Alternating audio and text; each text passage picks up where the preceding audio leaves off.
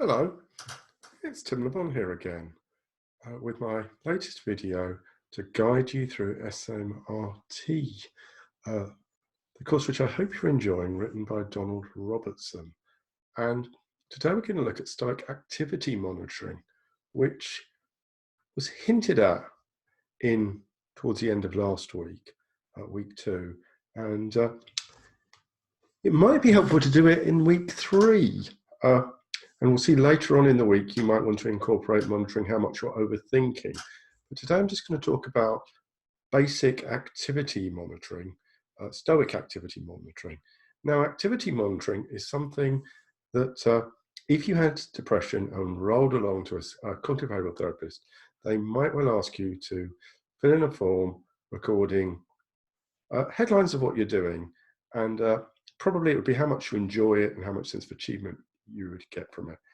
And this is found to be something that's really helpful because people just work out they're spending a lot of time doing stuff that they don't enjoy and that they don't find very satisfying.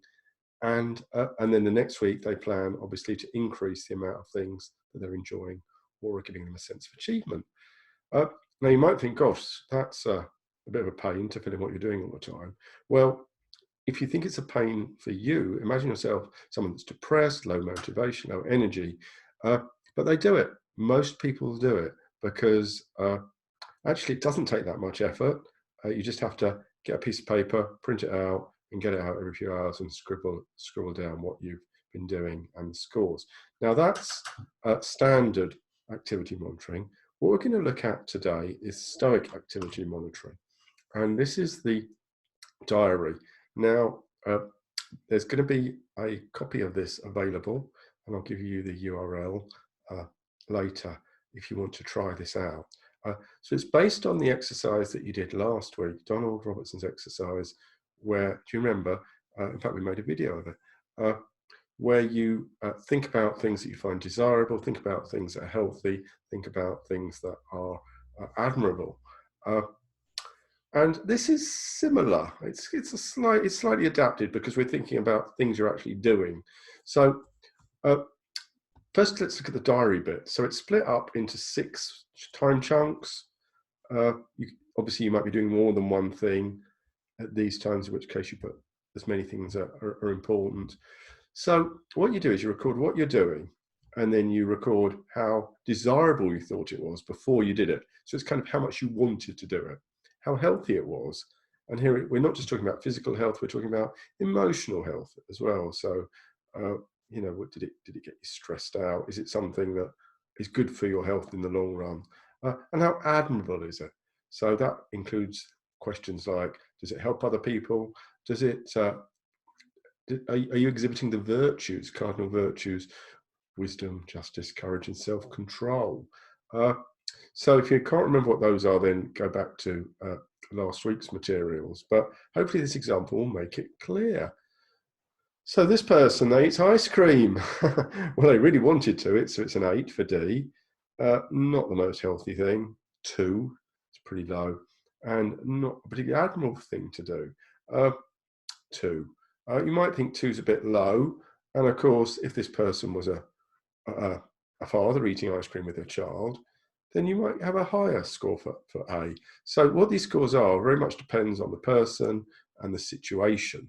It's not that ice cream is always a bad thing to do. Okay, let's have the second entry, wash the dishes. You didn't want to do it, 2 for how much they wanted it. Yeah, it was quite a healthy thing to do. I mean, not much exercise, but they got kind of peace of mind from doing it. And it was an admirable thing to do. Let's assume it wasn't really their turn to do the dishes. So 7 out of 10. So we're already seeing that the D's and the H's and the A's don't necessarily go along together. The H's and the A's tend to be a bit more aligned. And then went for a run. Didn't really want to do it. D equals 3, but very healthy, 8, and pretty admirable, 7. So you'd fill these in. And then the key thing is to learn from them. So if you were with a therapist or coach, you would do this together, but you can do it on your own quite well. So if these were your scores, you would be thinking, we're going to be talking, you're going to be hearing about the evening review of your day.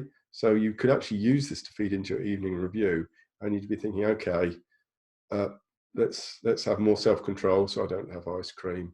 Yeah, that's a good example of justice. And although I didn't want to do it today, actually maybe the D will go up for tomorrow, because I've realized that it actually wasn't that bad to do it. It actually felt quite good doing it. And went for a run, probably quite similar. That maybe the hardest thing was just getting out the door, and then afterwards that I didn't want to do it, it felt quite good. And clearly this person would want to do more of these two things and less of that. So that's the basic idea. Now, I thought I would show you a more detailed example of the same form with an imaginary person who is doing Stoic Week today. And this is how their day might have gone. And then I'll ask you to think about what we could learn from that. So they got up and they did their Stoic meditation. And it might have been Leaves on the Stream. It might have been listening to Donald's wonderful, soothing Scottish brogue of the Stoic Attitudes meditation, which is lovely to listen to. And let's assume it was that. And then it might be D equals 6 or even higher, H equals 7, because it's kind of psychologically healthy. You kind of feel relaxed by it. And it's an admirable thing to do, because it's probably going to get you to do more virtuous things and to get more into Stoicism. So that's a lovely start to the day. But here's the thing. We don't necessarily continue as we start.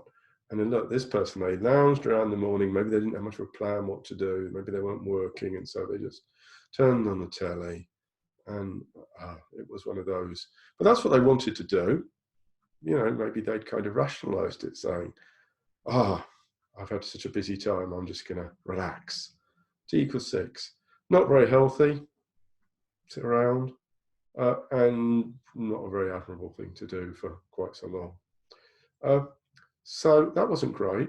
But then they do yoga. I mean, probably not all afternoon, but let's assume it's a good exercise period of yoga. They really like their yoga, so it's 7 for D.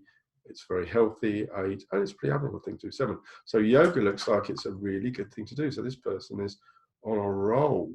And they're on such a roll that they think, okay, I'm not going to waste any more time. And their partner, let's assume that they're in kind of living with their partner in lockdown. Their partner actually says, look, can we have a talk, because something bothering me at work. And they don't want to do that. They want to do more Stoicism, because they don't want to get behind. So what are the scores for that? Well, you might think that doing your Stoicism would be very high scores for everything. But actually, it's not necessarily true, because it all depends on the context.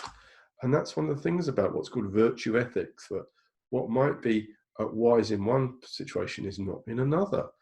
So D equals 6. So they really wanted to do their Stoicism. They were looking forward to it. It wasn't particularly healthy, not because they were sitting around, but so much as it led to a lot of stress, as we'll see in a minute. And it turned out not to be very admirable, because immediately afterwards, you know, if their partner, let's assume, really complained to them, said, look, you know, this Stoicism is meant to be about you being a better person, isn't it?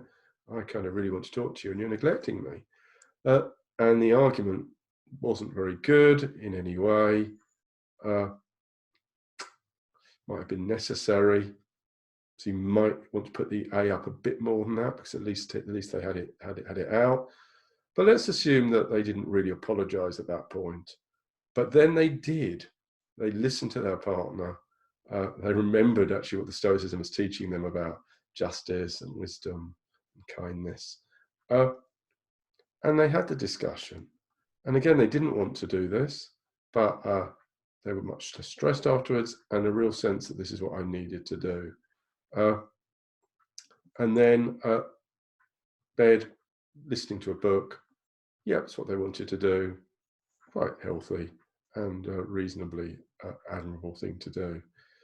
So, look, this is not the day of a perfect person, but neither is it the day of someone who's kind of just not trying at all. This is kind of like you and me, I think, you know, what's called the procopton, the person who's making progress towards being a Stoic sage, and things go wrong sometimes.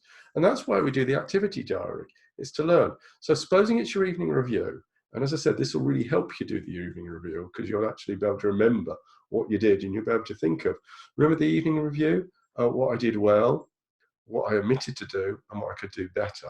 And that's probably a great way of looking at this diary. So what would this person put?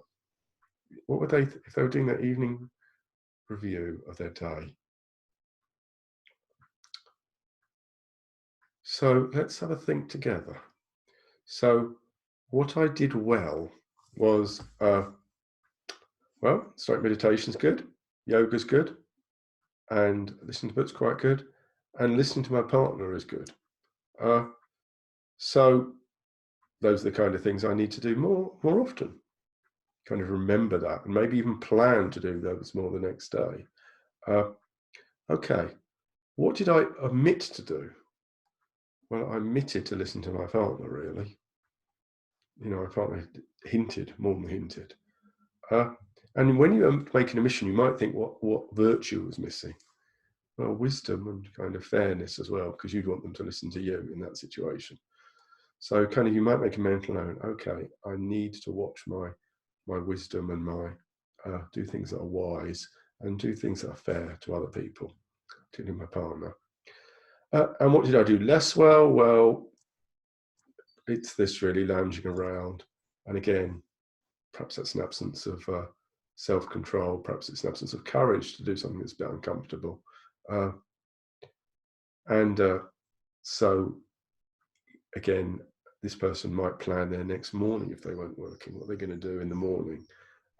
Maybe it might be doing something with their partner in the morning, maybe going for a walk and having a discussion to follow up the constructive discussion. So does this make sense? Do you think this could be helpful for you? As I say, depressed people do diaries like this. So if depressed people can do it, and if we're not depressed, we can do this. I always recommend print it out, have it in your pocket, or you could have a copy on your phone if you want and fill it in electronically. Key is to fill it in, I would say probably at meal times, lunchtime, evening time, otherwise you might forget. Certainly don't go a whole day without filling it in. And I would strongly encourage you to link it with the kind of evening review of your day and planning the next day. So I hope this has been useful. That's where you can find a copy of the activity diary and the example. There's more videos available on the Stoic Life Coaching YouTube channel. I hope this has been useful to you. See you later.